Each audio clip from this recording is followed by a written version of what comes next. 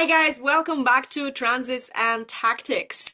Uh, oh my God, this week, this transit, it's really interesting because we're in the gate of logical opinions, right? Gate 17, and it's a very interesting gate because this is potentially a ground for people budging their heads, to defend their opinions, and I find myself actually thinking how many opinions I have about everything this week. And it's not necessarily always a conflict or something, but this week I'm confronting everything around me, and I have an opinion about everything, and I have to hold back a little bit and also just remind myself. And this is one of the situations when I'm thinking, thank God for me covering these transits, because if I didn't have the accountability even to Annita to get together, prepare for the transits, and I would just, life interferes and you can get carried away, but then you get carried away with these energies, and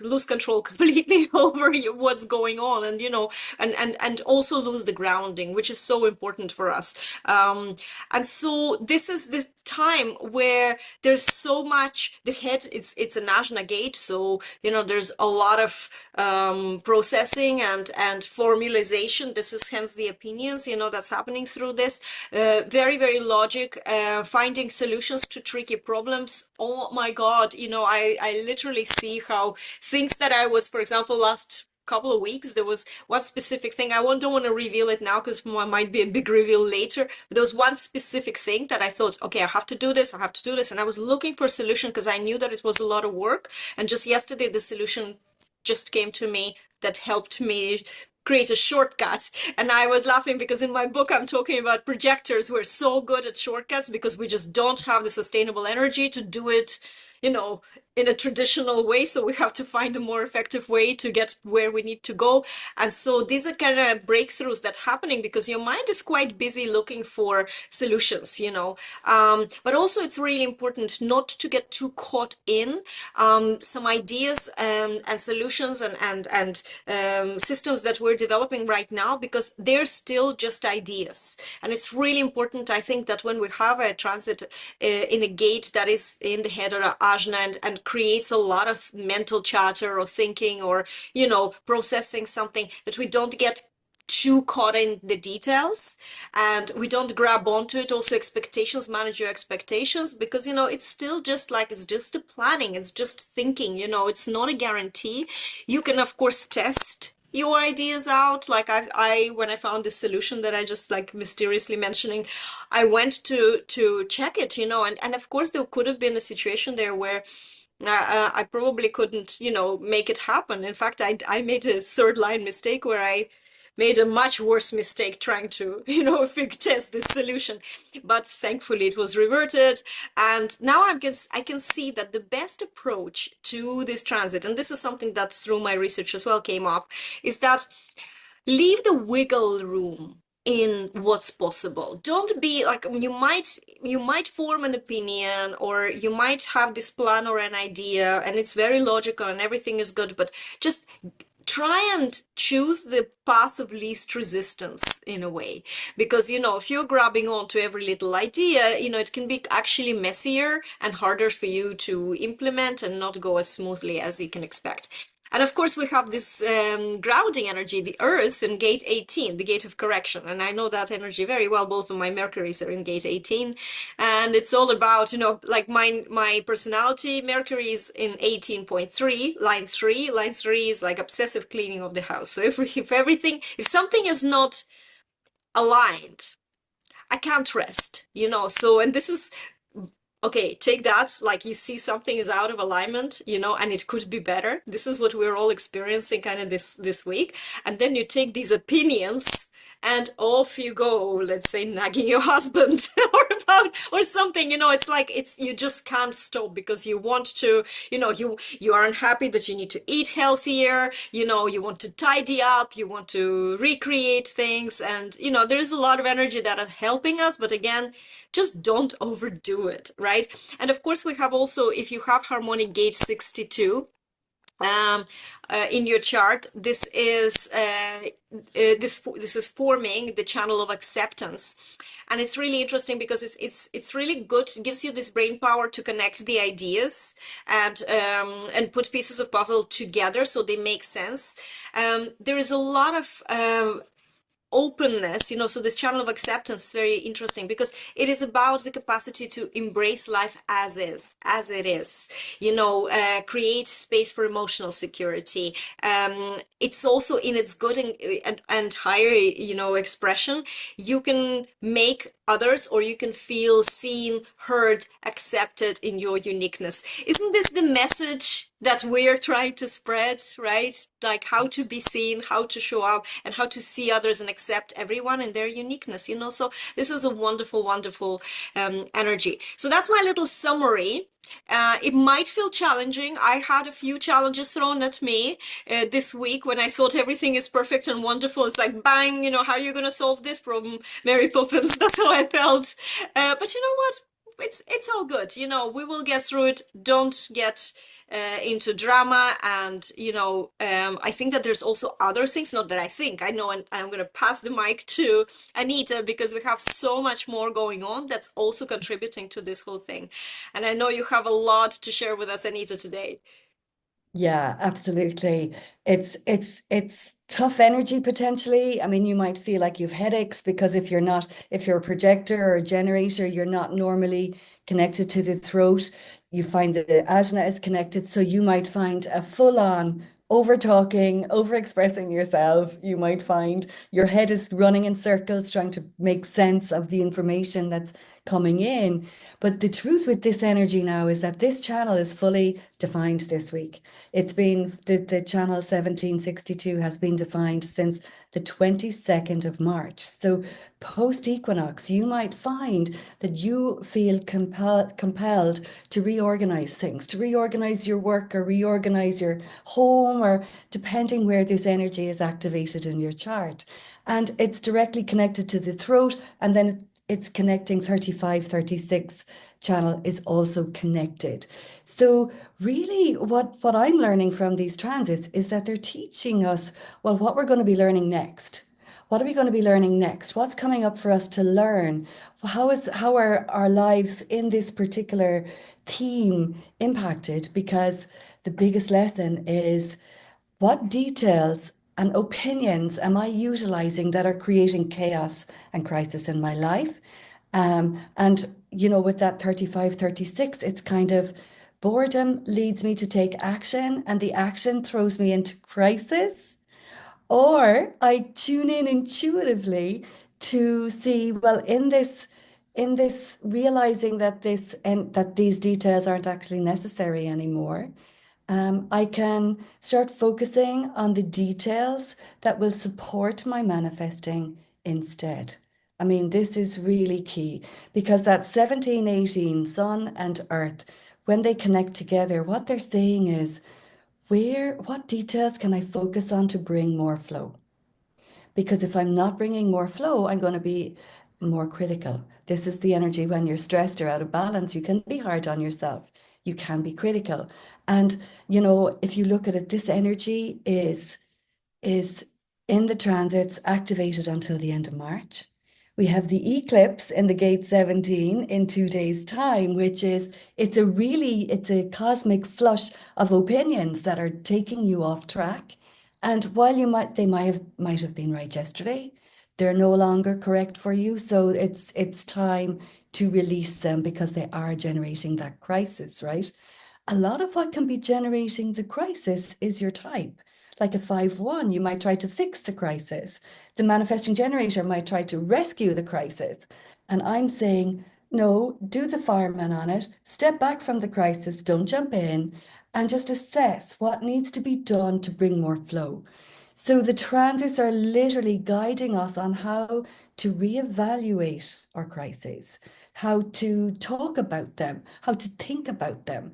Because, the whole point is, and I remember a business tycoon here, I can't remember his name, unfortunately, he said, most opportunities don't come in with rainbows and roses.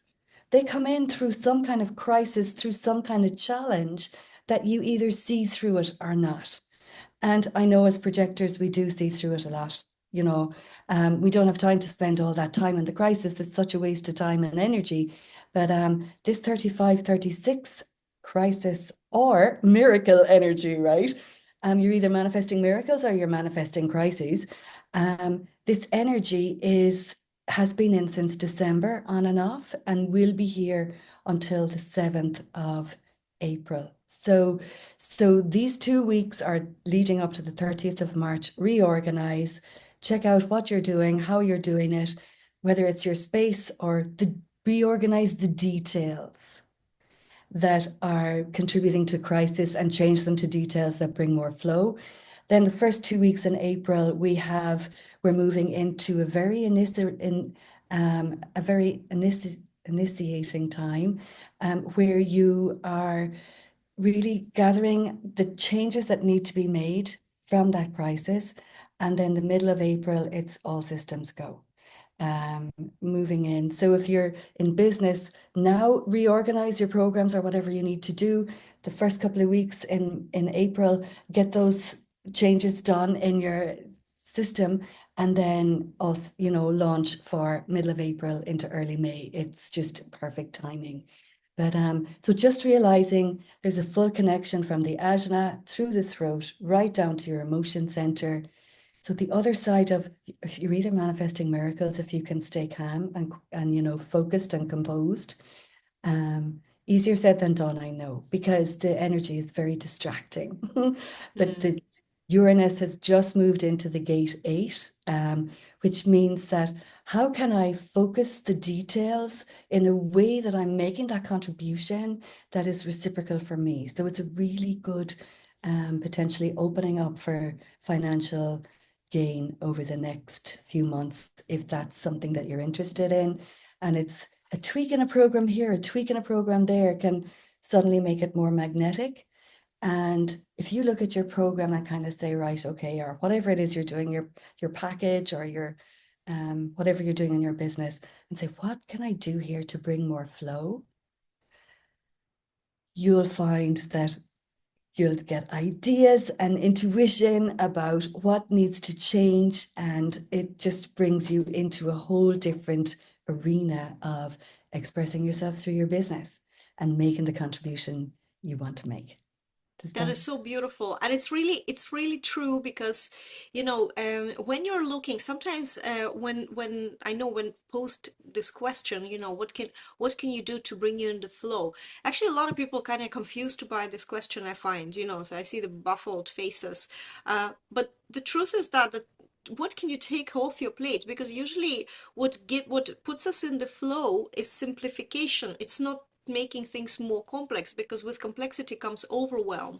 And it's also true that we don't have to do things just because somebody out there does things a certain way, or because somebody out there says that how things should be done. There's so many people getting hooked up on shoots and perfection and waiting to be ready and making sure that all the details are ready, and none of that really is important to start with, whether you're looking at it from the cosmic or human design point of view or just a pure business point of view, you know and all these things are just holding you back and creating more friction. So I think that this is a really good period right now to find the solutions, to form opinions, to look, to give, a little bit of a clearance, because we have all the planets that, you mentioned to me, the retrograde Mars and Mercury retrograde, perfect time for revisiting things and redoing. So don't rush into, unless you really feel and your strategy and authority, opens the perfect kind of road for you to take action now. Of course, take action now. We never say to you, don't do things that you feel like, there's a big yes for them. Yeah. But also, this is a good time to think a little longer and say, okay, now it's the time for me to tweak, to create, to take things off the plate that don't have to be there, that don't, it's not about even having this lightning bolt excitement. This is what a lot of people are looking for in their businesses and marketing, like, oh, my marketing doesn't bring me joy. But to define what this bringing joy looks like, they don't do that, so they're not actually, they expect some sort of like, I don't know, ecstatic, oh my God, I can't wait to write this article. We don't feel like that most of the time. Most Yeah. of the time that doesn't happen. So don't look for things that, redefine what does it look to you to feel joy from something. Maybe some activities is not where you need to look for joy in the first place. Maybe you can find joy in some other activities in your life, and then being joyful and satisfied with that, you can do what you need to do in a neutral way, right? And that also brings flow. Yeah. So Can I this add is a good something? time to look into Yeah. that, I think. Yeah, I agree. And a really important point I need to say is that also over this next couple of weeks, on the 30th, Neptune, which is activating the gate, well, was activating the gate 36, is moving into Aries. So you're going to feel way more clarity. And what we're talking about reorganizing are things that you know already aren't working, Yeah. right? You know already they aren't working, but that clarity is going to come. Saturn has moved into that gate 36 now, and it brings a reality check. Okay, do you really need to be fixing this person's crisis or that person's crisis? Do you really need to be getting yourself involved in things that are not necessarily yours? And so not only will you feel like reorganizing, if you don't know what to reorganize anything, a kitchen press, just reorganize whatever, just to get that reorganizing energy going. And as you do that brain dead stuff, the ideas come through, right, of what you might do in your work that would be different. But even asking the universe, what will bring more flow? You'll recognize that flow when you get your inner yes. Mm, Say true. it this way. Does it bring more aliveness to you? Because that's more flow. If you're in more flow, your message brings more flow, right? So reorganize until the end of March. First couple of weeks in April are getting clarity on what you want to launch or whatever that is. So it really is, we're coming through the crucible of this year. The March and April are the two big changing months in this year. And all that cloudiness from Neptune being in Pisces for that since 2011. Oh It God. now, yeah, I know, right? It's starting to, it's like the clouds are moving and you're literally getting clearer on what it is you truly want to do as opposed to what you thought you want to do. So you can see how the energies come in beautifully. The opinions that you gave kudos up to now, are you realizing that not necessarily for you? And we don't have to fight with those opinions. We just have to say, oh, as they say in Ireland, it's just not my cup of tea. Love the idea, and it's not for me, and moving on from there. So it really is a fabulous time to check in with yourself. Where are you hard on yourself? Where are you negating yourself or negating others? And just use the energy to see where it brings more flow. Get out of the fight of it, get out of the crisis, and step back into evaluating what needs to happen. It's actually really cool energy. Brilliant. And actually, I thank you for adding this not news, but this whole thing about the energy moving from 2011, because I think a lot of people, I read even somewhere that 2011 was this year, I think, of solar minimum, but it was a year for many people, very, very crisis year. For me, definitely. I remember describing 2011, it's like you're falling into a bottomless pit and you just keep falling. There's no bottom. So one thing after another, after another, after another. And I think that ever since 2011, I personally, even though it springboarded me into the life that at the time, I couldn't even imagine I'd be living the life I'm living now. Yeah. But it was this almost like I have to do this, I have to get out of this pit that I fell into, so I am looking forward to more clarity and a little bit less weird energy that there's just, you just don't know what's going on, so this is Absolutely. really, really cool. Guys, Yeah. stay with us. We will be back in the next transit. Everything is good. These energies, they're only here for a few days, or in terms of big planets, of course, there's a bit longer. But when you're aware what's going on, you don't blame yourself. And this is what I love about this, and this is why we're doing this. When you're aware that there's influence from the outside, then you can, you can surf the wave and you don't have to be swallowed by the wave. So we will see you in the next episode of Transits and Tactics. Thank you so much, and goodbye.